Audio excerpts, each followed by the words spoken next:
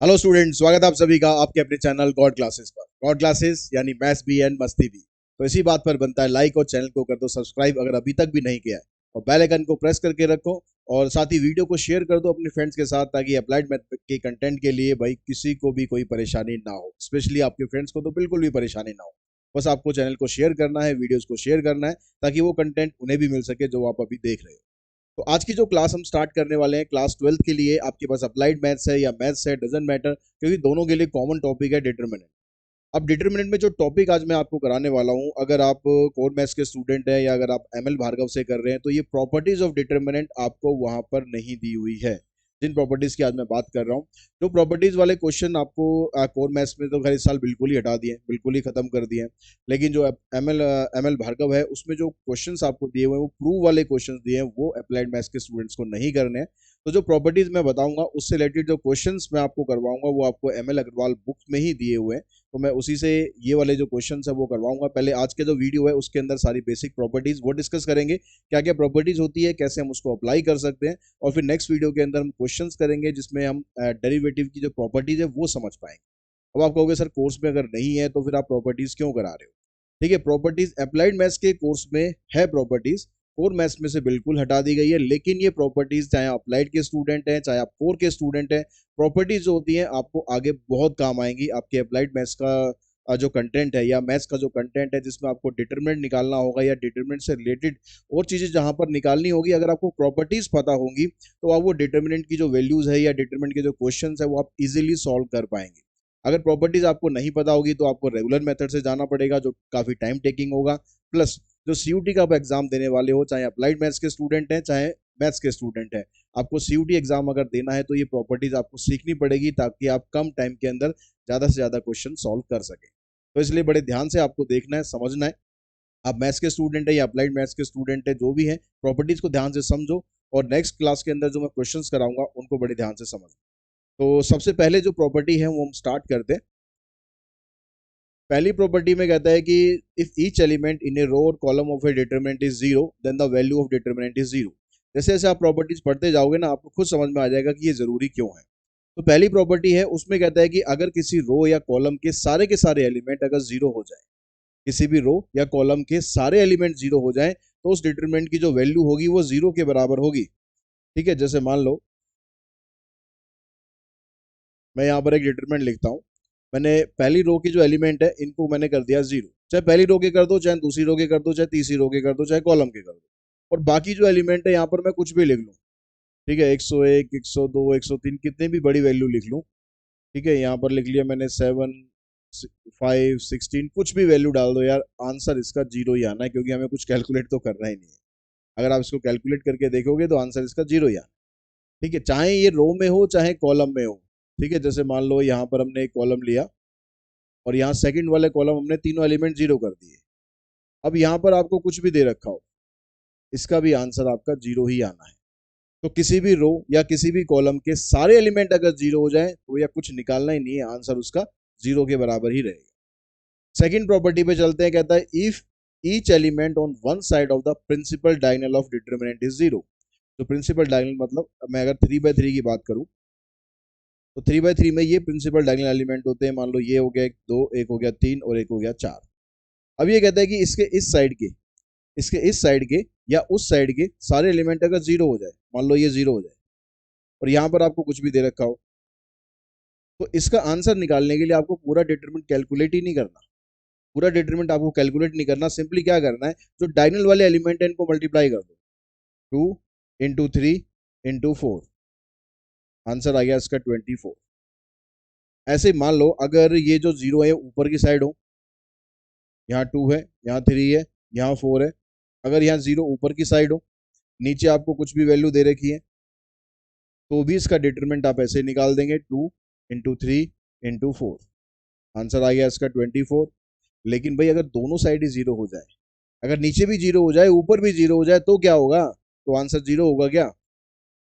अगर ऊपर भी जीरो, पहले लिख लिया हमने डायगोनल, अगर ऊपर भी आंसर तीनों एलिमेंट जीरो हो जाए और नीचे भी तीनों एलिमेंट जीरो हो जाए, तो भी इसका आंसर ऐसे निकलेगा, 2 × 3 × 4, तो भी आंसर 24 है। अब आप कहोगे सर बड़े काम की प्रॉपर्टी है ये। क्योंकि अगर आपको ये प्रॉपर्टी नहीं पता तो आप क्या करोगे, नॉर्मल जो जैसे आप डिटरमिनेंट निकालते हो वैसे ही डिटरमिनेंट निकालोगे। अब डिटरमिनेंट निकालोगे आप वैसे निकालो या सीधा सीधा आप देखो भाई निकालने की जरूरत ही नहीं है, डायगोनल वाले एलिमेंट को मल्टीप्लाई करो, आंसर आपका आ जाएगा। ठीक है, तो चाहे ये सिचुएशन हो, चाहे ये सिचुएशन हो, चाहे ये सिचुएशन हो, आपका जो डिटरमिनेंट है डायगोनल वाले एलिमेंट को मल्टीप्लाई कर दो, उससे आपका आंसर आ जाएगा। नेक्स्ट प्रॉपर्टी में कहता है the value of determinant remain unchanged if it's row and column are interchange. अगर आप किसी रो को या कॉलम को आपस में इंटरचेंज कर दो तो डिटरमिनेंट की वैल्यू पर कोई फर्क नहीं पड़ने वाला, कोई असर नहीं पड़ने वाला डिटरमिनेंट की वैल्यू पर।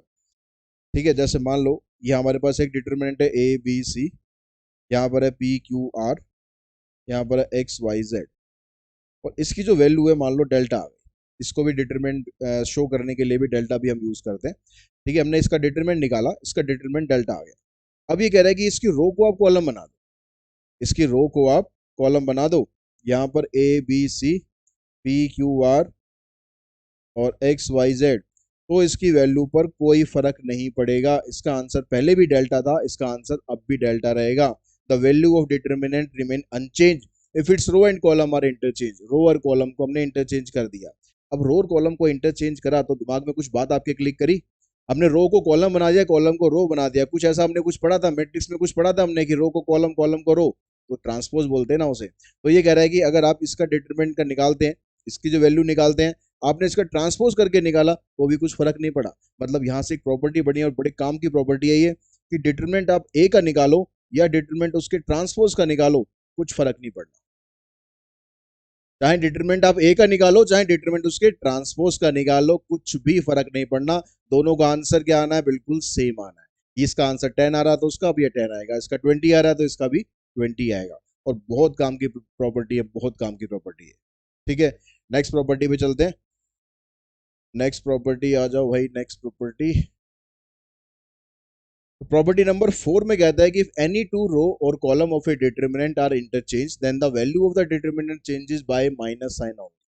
पिछले वाली में और इस वाली में थोड़ा सा फर्क है। ठीक है, पिछले वाली, पहले मैं इस वाली को बताता हूँ फिर दोनों में फर्क भी समझाता हूँ कि क्या है।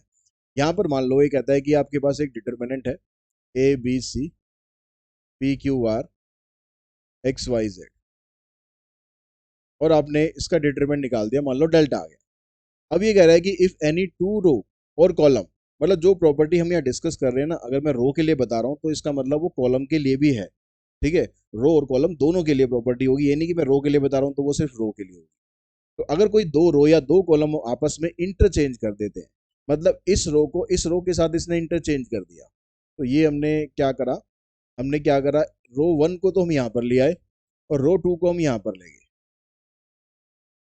इससे क्या होगा, आपका जो डिटरमिनेंट है उसकी वैल्यू पर माइनस साइन का फर्क पड़ेगा। जो डिटरमिनेंट पहले 10 हो रहा था वो -10 हो जाएगा, अगर ये 20 होगा तो ये -20 होगा, अगर ये पहले वाला -10 होगा तो बाद वाला +10 हो जाएगा। मतलब साइन चेंज हो जाएगा। कब साइन चेंज हो रहा है, जब हम एक रो को किसी दूसरी रो के साथ इंटरचेंज कर रहे हैं। इसको अगर आप सिंबॉलिकली लिखना चाहते हो तो सिंबॉलिकली आप कैसे लिख सकते हो कि रो वन को इंटरचेंज कर रहे हैं हम रो टू के साथ, ऐसे आप कॉलम भी लिख सकते हो। ठीक है, अगर आपने दोबारा फिर इंटरचेंज कर दिया, मान लो आप चाह रहे हो कि रो टू आपको यहाँ अच्छा नहीं लग रहा है, इसको थर्ड पे ले आओ, तो हम क्या करते हैं, दोबारा से चेंज कर देते हैं। दोबारा से चेंज करेंगे तो पी क्यू आर तो हमने वहीं रखा, हम एक्स वाई जेड को इधर ले गए और ए बी सी को इधर ले गए, तो यहाँ से आपका जो आंसर है फिर डिटर्मिनेंट आ जाएगा। यानी फिर यहाँ इसके हिसाब से देखेंगे, आपने इसके हिसाब से चेंज करा है तो फिर आपके आंसर में चेंज हो जाएगा माइनस साइन का, तो ये माइनस में आ रहा था तो ये वापस प्लस में आ जाएगा। अगर आपने किसी एक स्टेप में रो को कर दिया है तो आप अगले स्टेप में कॉलम को भी कर सकते हो। मतलब मैं अगर मान लो यहाँ पर ऐसे ना लिखकर इसको ऐसे ना लिखकर मैं इसको ऐसे लिख दूं कि मैं इसका कॉलम चेंज कर दूं, इस कॉलम को मैं इधर ले आऊं, इस कॉलम को मैं इधर ले आऊं, तो ये q b y p a x r c z, इसमें भी आपका जो माइनस साइन है उसी का फर्क पड़ेगा। मान लो इसका जो आंसर है वो आ जाएगा डिटर्मिनेंट। यहाँ पर हमने क्या करा है, कॉलम वन को और कॉलम टू को आपस में इंटरचेंज कर दिया। एक स्टेप में आप किसी एक रो को दूसरी रो के साथ कर सकते हो, अगले स्टेप में आप किसी कॉलम को दूसरे कॉलम के साथ कर सकते हो, अगले स्टेप में फिर आप किसी रो या कॉलम को चेंज कर सकते हो। जितनी मर्जी बार भी चेंज करो, लेकिन हर बार जब चेंज करोगे तो माइनस साइन का फर्क आता जाएगा। तो इस प्रॉपर्टी में और पिछली प्रॉपर्टी में डिफरेंस आई थिंक अब आपको समझ में आ गया होगा। पिछली प्रॉपर्टी में हमने क्या कहा था कि रो को हमने कॉलम बना दिया था, एक रो को पहली रो को पहला कॉलम बना दिया, दूसरी रो को दूसरा कॉलम बना दिया। यहाँ पर हम ऐसा नहीं कर रहे हैं, यहाँ पर हम क्या कर रहे हैं, एक रो को दूसरी रो के साथ चेंज कर रहे हैं या एक कॉलम को दूसरे कॉलम के साथ चेंज कर रहे हैं, ये दोनों में डिफरेंस है। उसके बाद आते हैं नेक्स्ट प्रॉपर्टी पे, कहता है each element of any row और column of a determinant are identical और प्रोपोर्शनल। ये भी बहुत बहुत बहुत इंपॉर्टेंट प्रॉपर्टी है कि अगर किसी डिटरमिनेंट में उसके रो के एलिमेंट या कॉलम के एलिमेंट आइडेंटिकल हो जाएं या प्रोपोर्शनल हो जाएं तो भैया आंसर 0 आएगा, कुछ करने की जरूरत नहीं पड़ेगी। कैसे? जैसे मान लो यहाँ पर आपके पास 2 है, ये 3 है, ये 4 है, मैं अगली रो भी 2 3 4 ले लेता हूँ, तो यहाँ पर कुछ भी वैल्यू हो कोई फर्क नहीं पड़ना, आंसर इसका 0 आएगा। पहली रो और दूसरी रो दोनों आइडेंटिकल हो गई, या पहली रो तीसरी रो हो जाए, या दूसरी रो तीसरी रो हो जाए, या पहला कॉलम दूसरा कॉलम, चाहे दूसरा कॉलम तीसरा कॉलम, मतलब कहीं से भी आपको ऐसा मिल जाए ना कुछ आइडेंटिकल आ रहा है किसी भी रो या किसी भी कॉलम में, तो आंसर उसका 0 हो जाएगा, आपको डिटरमिनेंट सॉल्व करने की जरूरत पड़ेगी। अगर ऐसा हो कि आइडेंटिकल ना हो, जैसे यहाँ 2 है, यहाँ 3 है, यहाँ 4 है, यहाँ पर मैं कर दूं 4 6 और 8, यहाँ पर मैं कुछ भी ले लेता हूँ वैल्यू, तो यहाँ पर देखो पहली रो और दूसरी रो जो ना ये आइडेंटिकल तो नहीं है लेकिन प्रोपोर्शनल है। प्रोपोर्शनल मतलब इसकी रेशो बराबर है। देखो 2 और 4, 2 और 4 यानी 1/2, ये भी 1/2, ये भी 1/2, तो अगर रेशो बराबर है तो भी आंसर आपका 0 के बराबर ही आएगा। चाहे रेशो बराबर हो चाहे आइडेंटिकल हो, उस दोनों केस के अंदर आपका आंसर 0 के बराबर ही आना है। नेक्स्ट प्रॉपर्टी में कहता है if each element of any row और column of a determinant is multiplied by the same number k, then the value of the new determinant is k times the value of the original determinant। तो ये क्या कहना चाह रहा है यहाँ पर, मान लो आपके पास एक मैट्रिक्स है, एक डिटरमिनेंट है, ठीक है। जैसे मान लो हमारे पास एक छोटा डिटरमिनेंट ले लेते हैं पहले समझने के लिए, 2 1 3 और 2। इसका डिटरमिनेंट हमने निकाला, 2 2 जा 4 -3, ये आ गया हमारे पास 1। अब हम क्या कह रहे हैं, if each element of any one row और column of a determinant is multiplied by the same number. अगर हम इसके किसी एक रो या एक कॉलम को किसी भी एक नंबर से मल्टीप्लाई कर दें, सपोज हमने पहली रो को मल्टीप्लाई कर दिया 3 से मल्टीप्लाई कर दिया, तो ये क्या बना, 3 2 जा 6, 3 1 जा 3। तो जो इसका आंसर आएगा multiplied by the same number k, then the value of the new determinant is k times the value of the original determinant. तो जो हमारा डिटरमिनेंट की जो वैल्यू पहले थी उसमें भी 3 मल्टीप्लाई हो जाएगा, k मल्टीप्लाई हो जाएगा, मतलब 3 कर रहे हो तो 3 हो जाएगा, 2 कर रहे हो तो 2 हो जाएगा। तो यहाँ पर हमने क्या करा, 3 मल्टीप्लाई करा, तो यहाँ पर जो आंसर आएगा ना वो 3 ही आएगा। इसको 3 से मल्टीप्लाई करेंगे तो कैसे आएगा, देख लो, 6 2 जा 12 -3 3 जा 9, तो 12 - 9 आंसर आ गया 3। अब अगर मैं इसकी जो दूसरी रो है उसको भी मल्टीप्लाई कर दूं, मान लो मैं दूसरी रो को भी 3 से मल्टीप्लाई कर दूं, तो क्या होगा, पहली रो को मल्टीप्लाई कर दिया, दूसरी को भी कर दिया, 3 3 जा 9 3 2 जा 6। अब आंसर में क्या होगा कि एक बार 3 और मल्टीप्लाई हो जाएगा, एक बार इसकी वजह से हुआ था, एक बार इसकी वजह से होगा, मतलब आंसर इसका 9 आएगा। चेक कर लो, 6 6 जा 36, 9 3 जा 27, 16 - 7 9। तो यानी यहां से एक प्रॉपर्टी हमारे पास बनी कि अगर हम किसी एक रो या कॉलम को मल्टीप्लाई करते हैं डिटरमिनेंट की वैल्यूज में, किसी एक रो या किसी एक कॉलम को, तो वही वैल्यू डिटरमिनेंट में भी मल्टीप्लाई हो जाती है। लेकिन अगर मैं, जैसे यहाँ पर 2/2 मैट्रिक्स थी तो मैंने दोनों रो को कर दिया, तो दोनों रो को करने पर क्या हुआ कि 3 × 3 मतलब 9 मल्टीप्लाई हो गया। यानी यहां से प्रॉपर्टी आपके पास क्या बनी, अगर मैं किसी मैट्रिक्स को k से मल्टीप्लाई करता हूँ, मैट्रिक्स से मल्टीप्लाई करने का मतलब क्या होता है कि आपने हर एक एलिमेंट को मल्टीप्लाई कर दिया, ऐसे ही करते हैं ना मैट्रिक्स में। अगर मैट्रिक्स में मैं लिखूं भाई 3a, तो a के जितने भी एलिमेंट है सबको मैंने 3 से मल्टीप्लाई कर दिया। अगर मैं लिखता हूं 2a, तो मैट्रिक्स के जितने भी एलिमेंट है सबको मैंने 2 से मल्टीप्लाई कर दिया। तो ऐसा होने पर क्या होगा, जब आप सबको मल्टीप्लाई करके डिटरमिनेंट निकालोगे तो ये k उतनी ही बार मल्टीप्लाई हो जाएगा जितनी उसके अंदर रो थी या जितने अंदर उसके कॉलम थे। जैसे यहाँ पर आप देख रहे हो कि यहाँ पर हमने 3 से यहाँ पर 3 से हमने इसको भी कर दिया, 3 से हमने इसको भी कर दिया। तो जो इसका आंसर है, ओरिजिनल डिटरमिनेंट इसका ये था, तो मैं इसके आंसर में ऐसे लिख देता कि 3 की power 2 into determinant of this, यानी 9 × 1, क्योंकि यहाँ पर 2/2 मैट्रिक्स है इसलिए 3 की पावर 2 ली गई। अगर यहाँ पर 3/3 डिटरमिनेंट होता तो 3 की पावर हम 3 लेते। अगर सभी को मल्टीप्लाई करेंगे तो अगर सारे एलिमेंट को मल्टीप्लाई करोगे, जितनी भी रो हैं जितने भी कॉलम है सबको आप मल्टीप्लाई कर दो, तो जितनी उसका ऑर्डर होगा उतनी ही बार आपको मल्टीप्लाई करना है। तो अगर मैं यहाँ पर लिख रहा हूँ k इंटू ए और इसका ऑर्डर मैं कह रहा हूँ n बाय n, यानी n बाय n मतलब या तो ये 2/2 होगा या 3/3 होगा, बस यही हमारे सिलेबस में 4/4 तो है नहीं। तो इस k को आप उतनी बार मल्टीप्लाई करेंगे, यानी k की power n into determinant of a। यानी अगर मैं निकालना चाहूँ कि मेरे को 2a का डिटरमिनेंट निकालना है, ऑर्डर इसका 3/3 दिया हुआ है, तो मैं क्या करूंगा, 2 को 3 बार मल्टीप्लाई करूंगा, यानी 2 की पावर 3 और इन 2 में जो ओरिजिनल डिटरमिनेंट था वो वैल्यू यहाँ पर मल्टीप्लाई कर देंगे। इसको सॉल्व करके आपके पास इसका आंसर आ जाए। तो ये प्रॉपर्टी बहुत यूज होती है, बहुत काम की प्रॉपर्टी है। ठीक है, इसलिए ये प्रॉपर्टी, आप जो भी प्रॉपर्टी, तो मैं सारी जो बता रहा हूँ सारी बड़े काम की, लेकिन कुछ एक ऐसी होती है जो फ्रीक्वेंटली यूज होती रहती है, तो वो आपको अच्छे से आनी चाहिए, आपके सीयूटी एग्जाम के लिए भी, आपके बोर्ड एग्जाम के लिए। उसके बाद आते हैं हम नेक्स्ट प्रॉपर्टी पर।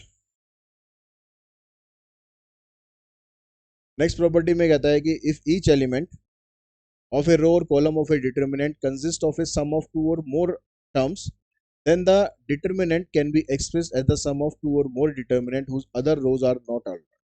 मतलब ये कहता है कि अगर आपके पास एक डिटर्मिनेंट है, जैसे x plus A, Y plus B, Z plus C, यहाँ पर हो गया पी क्यू आर, यहाँ आ गया एल एम एन। तो यहाँ पर ये जो दो मल्टीप्लाई, जो दोनों प्लस हो रहे हैं ना, इनको आप अलग अलग करके दो डिटरमिनेंट में कन्वर्ट कर सकते हो, और इनकी वजह से जो ये बाकी की दोनों रो हैं ये अनऑल्टर्ड रहेंगी, मतलब इसमें कोई चेंज नहीं आएगा। कैसे लिखेंगे, यहाँ पर पहला एलिमेंट लिया एक्स वाई जेड, ठीक है, नीचे पी क्यू आर, ये ऐसे कैसे रखने, इसमें कुछ नहीं करना आपको। और बीच में अगर यहाँ पर इनके प्लस साइन है तीनों में तो प्लस लगा दो, माइनस है तो माइनस लगा दो, और आप ए बी सी को यहाँ लिख लेंगे, पी क्यू आर और एल एम एन। इस तरह से अगर आप लिखेंगे तो इसको आपको, जब इन दोनों को सॉल्व करोगे, इन दोनों को ऐड करोगे और इसका डिटरमिनेंट आप निकालोगे, तो दोनों पे कोई फर्क नहीं आएगा, दोनों का आंसर बिल्कुल सेम आएगा। लेकिन एक बार में आप किसी एक रो को ही ब्रेक कर सकते हो या एक कॉलम को ही कर सकते हो, ऐसा नहीं है कि एक ही बार में आपने तीनों रो को कर दिया और तीनों कॉलम को कर दिया। एक बार में एक रो या एक कॉलम ब्रेक कर सकते हो। ठीक है, यहाँ कहता है if to each element of a row और column of a determinant be added to the equimultiple of the corresponding element of one or more row, then the value of the determinant remain unchanged। ये कहता है कि अगर आपके पास एक determinant है, मान लो एक डिटर्मिनेंट है मेरे पास 2 1 3 4, इसका डिटर्मिनेंट आ रहा है 8 - 3 यानी 5। अब मैं इसका कोई भी एक रो या एक कॉलम को चेंज कर दूं, कैसे चेंज कर दूं, किसी दूसरी रो को किसी भी नंबर से मल्टीप्लाई करके मैं इसके साथ ऐड कर दूं। ठीक है, मान लो मैं इसको चेंज करना चाह रहा हूँ, तो मैं दूसरी वाली रो को किसी भी नंबर से मल्टीप्लाई करके या डिवाइड करके इसके साथ मैं ऐड कर दूंगा, तो आंसर पे कोई फर्क नहीं आएगा। जैसे मान लो मैं क्या करता हूँ, इसको मैं 2 से मल्टीप्लाई करता हूँ और इसके साथ ऐड कर देता हूँ, तो 2 3 जा 6, तो 2 के साथ मैंने 6 को ऐड किया। ठीक है, ये 6 कहाँ से आया, इसका डबल करके, ऐसे इसका भी डबल करेंगे, जो भी करना है दोनों का इकट्ठा करना है, इसका डबल तो इसका भी डबल, तो 4 का डबल करेंगे 8 आ जाएगा। इसको किस में ऐड करेंगे, इस वाले में। ठीक है, 4 2 जा 8। इसको आपको कुछ नहीं करना। अब इसको अगर आप सॉल्व करोगे तो इसका आंसर भी 5 ही आएगा। देखो चेक करो, 8 9 3 4, 8 4 जा 32, 9 3 जा 27, 12 - 7 5। तो इसका भी आंसर 5 था, इसका भी आंसर 5 था। यानी आप किसी भी रो को चेंज कर सकते हो, किसी भी कॉलम को चेंज कर सकते हो। कैसे चेंज करना है, उसको मल्टीप्लाई नहीं करना, जिसको आप चेंज करना चाह रहे हो। जैसे मैं इसको चेंज करना चाह रहा था, तो मैंने इसको कुछ नहीं करा। ठीक है, इन दोनों को मैंने कुछ नहीं करा, इनको मैंने ऐसा का ऐसे ही रखा। मल्टीप्लाई मैंने किसके साथ किया, दूसरी वाली रो के साथ मल्टीप्लाई करा 2 को, और इसके साथ मैंने ऐड कर दिया। अब मल्टीप्लाई जो भी करोगे, डिवाइड जो भी करोगे, इनके साथ नहीं करना है। इनके साथ आपने अगर मल्टीप्लाई कर दिया तो इससे जो पहले प्रॉपर्टी पड़ी थी ना, उस पर जाना पड़ जाएगा हमें, फिर जो हमारा डिटरमिनेंट है उसमें भी वो नंबर मल्टीप्लाई हो जाएगा। तो जिसको आप चेंज करना चाह रहे हो उसको किसी से मल्टीप्लाई नहीं करना, किसी से डिवाइड नहीं करना, किसी दूसरी रो को आप मल्टीप्लाई कर सकते हो और इसके साथ ऐड कर सकते हो, सब्ट्रैक्ट कर सकते हो, आंसर में कोई फर्क नहीं पड़ेगा। देखो सब्ट्रैक्ट भी कर सकते हो, उससे भी चेक कर लेते हैं। मैं 2 - 6 कर देता हूँ, यहाँ से 1 - 8 कर देता हूँ। तो 2 माइनस 6 करेंगे -4 आ गया, 1 माइनस 8 करेंगे -7, यहाँ आ गया 3 4। ठीक है, 4 4 16, ये माइनस माइनस 7 3 21, बीच में एक माइनस आएगा तो माइनस माइनस प्लस 21 -16, आंसर आ गया 5। तो इस तरह से आप डिटर्मिनेंट में चेंज करते हो तो आपके जो फाइनल आंसर होगा उस पर कोई चेंज नहीं आएगा।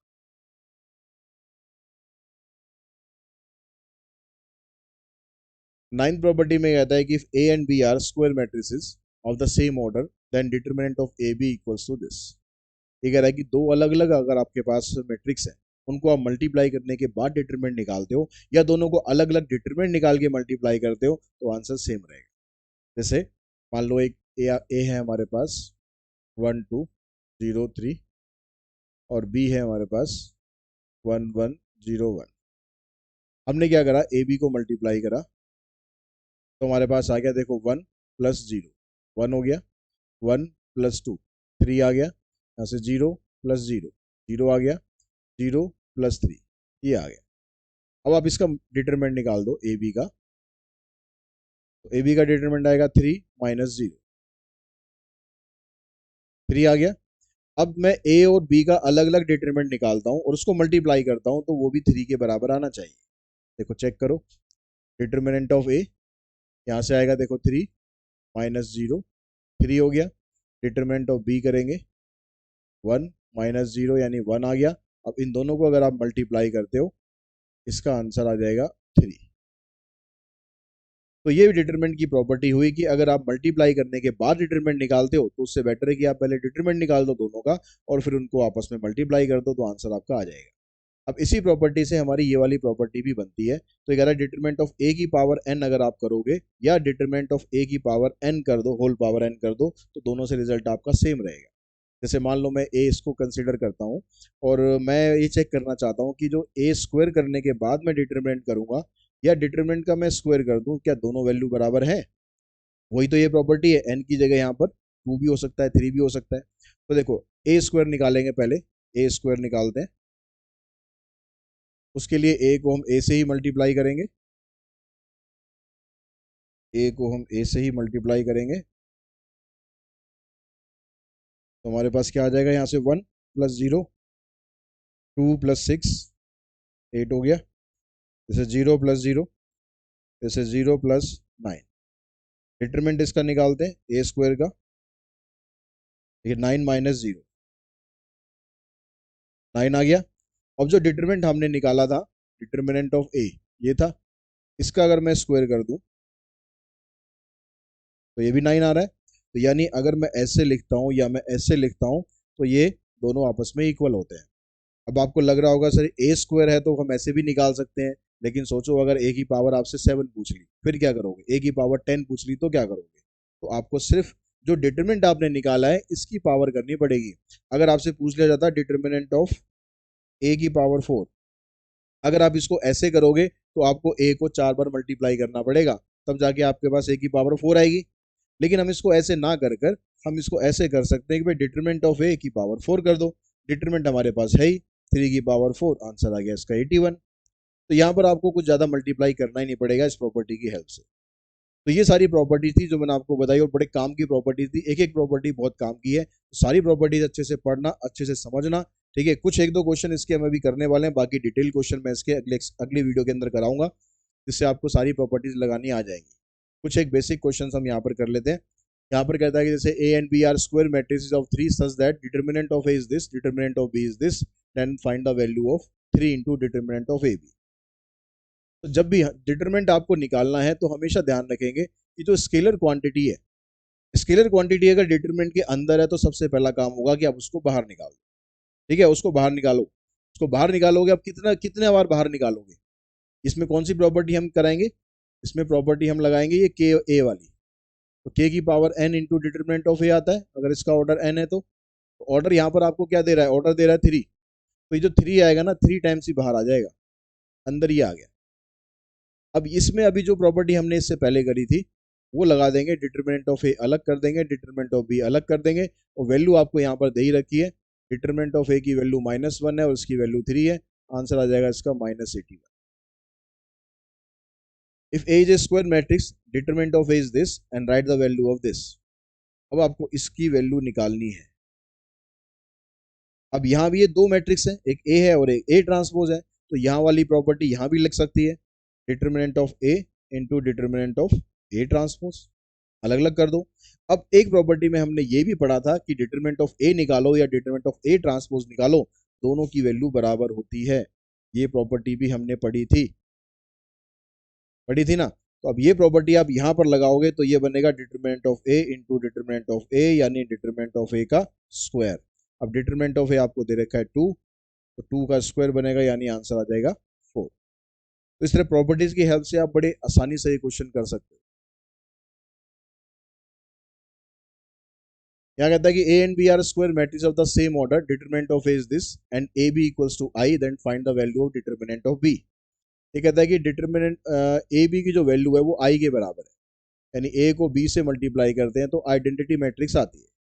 तो अब मेरे को क्या करना है, यहाँ पर डिटरमिनेंट ऑफ बी की वैल्यू निकालनी है, डिटरमिनेंट ऑफ ए दे रखा है, तो हम दोनों साइड क्या करते हैं, डिटरमिनेंट कर देते हैं। इधर भी हमने डिटरमिनेंट कर दिया, इधर भी डिटरमिनेंट कर दिया। जब ये दोनों आपस में बराबर हैं तो इनका डिटरमिनेंट भी बराबर ही आएगा।